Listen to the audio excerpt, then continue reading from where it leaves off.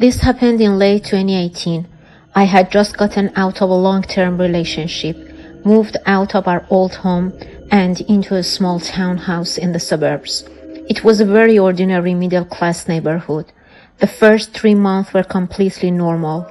I settled in and for the first time in years got used to living alone again. One ordinary night, about half an hour before I was going to bed, I suddenly received a phone call. The number had the same area code as where I lived, but since I didn't recognize it, I didn't bother answering. I declined the call, but exactly 2 minutes later, it rang again. This happened 5 times. I figured it might be a friend or a family member calling from a new number, because calling back that many times after being ignored didn't seem like something a typical scammer would do. When it rang again, I answered. I didn't say anything and waited for the caller to speak first. The line stayed silent for about 20 seconds, but I could hear faint sounds in the background, like someone or something moving around. Then the call disconnected. No one said a single word. After that, the number never called again. I thought it was strange, but I honestly had no idea what to make of it. I stayed awake for a little while longer before finally going to bed. The next day, I worked from 9 a.m. until 5 p.m. On my way home, I stopped to pick up dinner and got back around 6:30 that evening. I didn't do anything special that night. I ate dinner and spent a couple of hours lying on the couch watching TV. Even so, I couldn't shake an uneasy feeling. It felt like anxiety. I kept thinking I heard noises or noticing that something in the room looked slightly different from how I had left it. I knew that if any of it were actually true, it would mean someone had been inside my house, and I wasn't ready to believe that. It was more like a feeling that something was off than something specific I could point to. As the night got later and I became more tired, the feeling slowly faded. I convinced myself I was just having a bad night. I turned everything off and went upstairs to take a shower before bed. After I got out and was brushing my teeth, I thought I heard something downstairs, like an object hitting a wall. Unlike the other vague noises I thought I'd heard throughout the evening, I was certain this one was real. I quickly finished brushing my teeth, turned on the downstairs hallway light, and listened carefully. I wasn't sure where the sound had come from, and since I didn't hear it again, I walked through the rooms to see if anything was out of place. From my quick search, everything looked normal. While I was downstairs, I suddenly heard my phone ringing upstairs. Under any other circumstances, I wouldn't have thought much of it. It could have been anyone calling, or even a legitimate telemarketing call. But the moment I heard my phone ringing, every hair on my body stood up. As I walked back upstairs toward my bedroom, I listened to it continue ringing. I picked it up from the bathroom counter. It was the same number.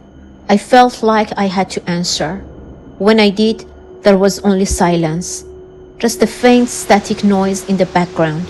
I said, "Hello, who is this?" About a second after I spoke, I heard someone's voice on the other end. It sounded distant, and it didn't seem like the person was talking directly to me. Other than that, there was no response. I said, "Hello," again.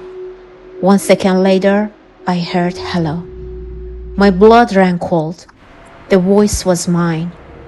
I was hearing my own words repeated back to me, as if whoever was on the other end of the call was standing somewhere else inside my own house. I immediately hung up and just stared at my phone. I didn't have much time to process what had just happened, because I suddenly heard a door open somewhere in the upstairs hallway. I ran to my bedroom, slammed the door shut, and listened. There were no footsteps, no other sounds. Then my phone started ringing again. I quickly silenced it. The instant I did, I heard footsteps moving down the hallway until they stopped right outside my bedroom door. Then someone started knocking. A man's voice began calling my name.